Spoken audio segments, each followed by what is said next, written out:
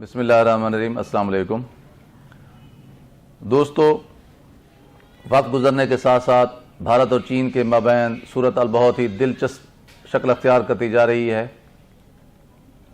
ظاہر ہے جب بھارت پریشان ہوتا ہے تو پاکستانیوں کو بہت زیادہ خوشی ہوتی ہے، اور آج کل جس طرح بھارت کو چین نے دبوچ رکھا ہے اس پر پورا پاکستان نہال اور خوش ہے۔ اگرچہ پچھلے کئی دنوں سے بھارت اور چین کے مابین پہلے کرنل اور پھر بریگیڈیئر کی سطح پر مذاکرات ہوئے ہیں، تاہم ان کا کوئی نتیجہ نہیں برآمد ہو سکا۔ تاہم کل 6 جون کو دونوں ممالک کے مابین لیفٹیننٹ جنرل کی سطح پر مذاکرات ہونے جا رہے ہیں۔ ظاہر ہے دونوں ممالک مذاکرات کی میز پر اپنی اپنی طرف سے اپنے مطالبات رکھیں گے۔ اب دیکھنا یہ ہے کہ ان مذاکرات کا کیا نتیجہ نکلتا ہے۔ دوستو،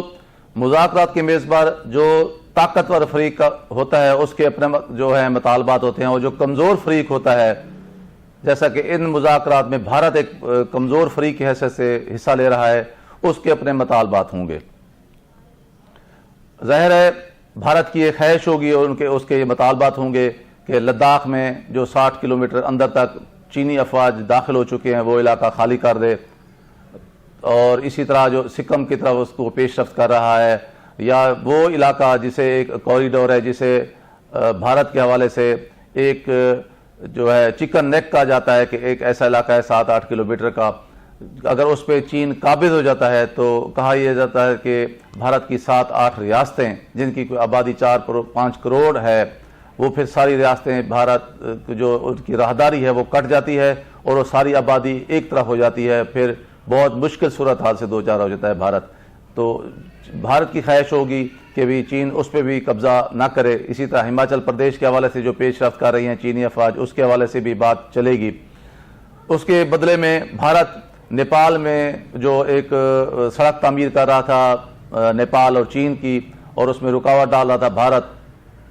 وہ رعایت دے سکتا ہے بھارت۔ اس کے علاوہ تائیوان کے حوالے سے بھی بھارت جو ہے وہ چین کی بات مان سکتا ہے، لیکن اس کے مقابلے میں جو چین کی جو شرائط ہوں گی وہ کافی سخت ہوں گی۔ اطلاعات کے مطابق چین کا سب سے پہلا مطالبہ تو یہ ہے کہ لداخ ایک متنازع علاقہ ہے،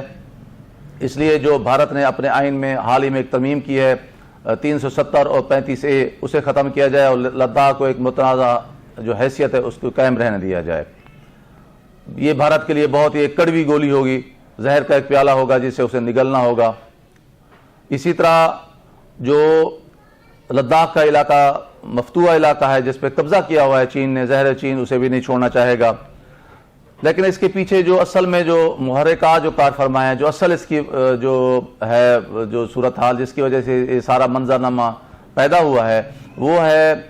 گلگت بلتستان اور سی پیک بھاشا ڈیم۔ تو اب ظاہر ہے چین اور پاکستان کیونکہ بہم مل جل کر چل رہے ہیں، بہمی مشاورت سے چل رہے ہیں، اور دونوں کی فورسز اور انٹیلیجنس ایجنسیاں بھی یہ سارے معاملات بہمی مشاورت سے دیکھ کے چل رہی ہیں،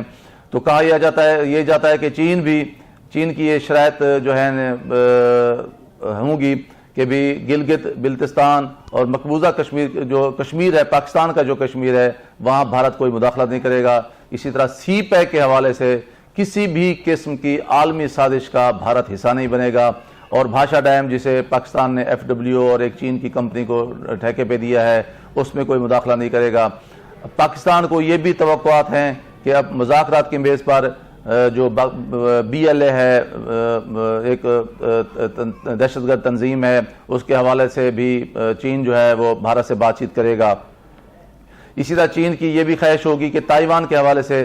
جو ہے نا وہ بھارت چین کی خواہشات پر جو عمل کرے گا، اور چین کا سب سے ایک بڑا اور بھی مطالبہ ہے کہ چین میں بعض جو علیحدگی پسند تنظیمیں ہیں جن کو پس پردہ بھارت سپورٹ کرتا رہتا ہے،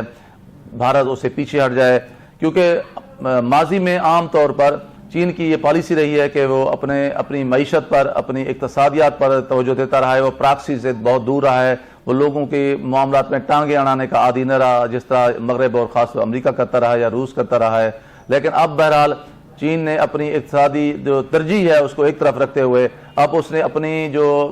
قومی سالمیت، یکجہتی اور ایک سپر پاور ہونے کا جو اس کا ایک جو خواہش ہے، جو ایک خواب ہے، اس میں رنگ بھرنے کا ایک فیصلہ کر لیا ہے۔ ظاہر ہے تو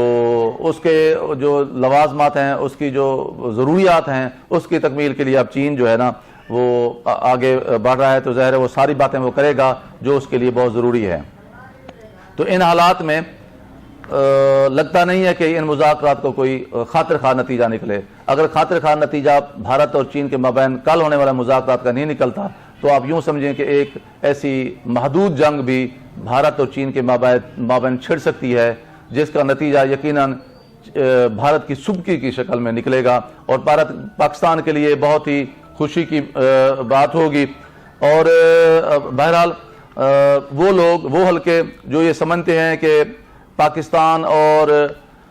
چین کے مابین جو سی پیک کے حوالے سے جن کو اعتراض اٹھائے جاتے تھے، اب انہیں سمجھ آ جانا چاہیے کہ سی پیک پاکستان کے لیے کس قدر اہم ہے۔ یقیناً سی پیک پاکستان کے لیے، چین کے لیے ایک معاشی طاقت کا ذریعہ ہے، تو پاکستان کے لیے دفاعی طور پر معاشی طاقت کے ساتھ ساتھ ایک بہت اہم اثاثہ ثابت ہو رہا ہے۔ یہ سی پیک ہی ہے جس کے نتیجے میں آج چین نے بھارت کو گلگت یا بلتستان کی طرف جو ہے نا بڑھنے سے پہلے ہی اس کی گردن دبوچ لی ہے۔ تو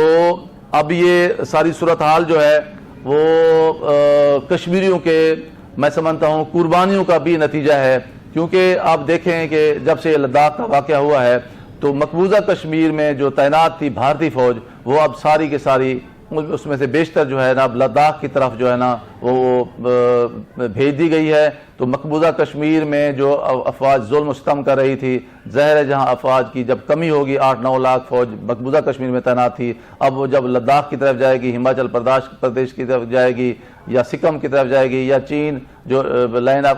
ایکشن کنٹرول جو ہے ان کی وہاں جائے گی، تو کشمیریوں پر جو ہے مظالم جو ہے شدت اور جو سطح میں کمی آئے گی۔ تو میں سمجھتا ہوں یہ قدرت کی طرف سے ہم جو ہے نا کشمیریوں کی ایک غیبی مدد ہے، اللہ تبارک و تعالیٰ ان کی مزید مدد فرمائے۔ اور ایک بات اور میں کہنا چاہوں گا کہ یہ RSS جو ہمیشہ دعوے کرتی رہی ہے کہ ہم جو ہے نا 100 سال سے اپنی فورسز تیار کر رہے ہیں اور جو چین کا مقابلہ کرے گی اور پاکستان کو جو ہے نا وہ جو ہے نا گھسیٹ کے رکھ دے گی، اب RSS کو اپنے 100 سالہ جو اپنی فورسز ہے، جو اس کی نے فوج بنائی ہوئی ہے، وہ آگے لے کے آنے چاہیے اور چین کا مقابلہ کرنا چاہیے، تاکہ دنیا کو پتہ چلے کہ اس کے جو دعوے ہیں ان میں کتنی ایک طاقت ہے، جو ہے نا دم خم ہے۔ صرف یہ ایسے ہی فرضی دعوے تھے، اب وہ بھی RSS بھی جو ہے نا ایسے ہی دم بخود ہو کر بیٹھ گئی ہے۔ تو بہرحال پرسوں کی جو ISI کا جو وزیر اعظم اور چیف آف آرمی اسٹاف کا جو دورہ تھا، اس کو بھی اسی پس منظر میں دیکھنے کی ضرورت ہے، کیونکہ آنے والے دنوں میں چین اور بھارت کے درمیان اگر جنگ و جدل کا میدان گرم ہوتا ہے تو یقیناً پاکستان بھی اس سے متاثر ہوگا۔ تو ہمارے لیے یہ پیغام ہے، پاکستانی قوم کے لیے یہ پیغام ہے کہ جہاں بھارت اور چین کے مابین تصادم کو دیکھ کے ہم بہت پرجوش ہیں، تو ہمیں بھی اپنی یکجہتی کو قائم رکھتے ہوئے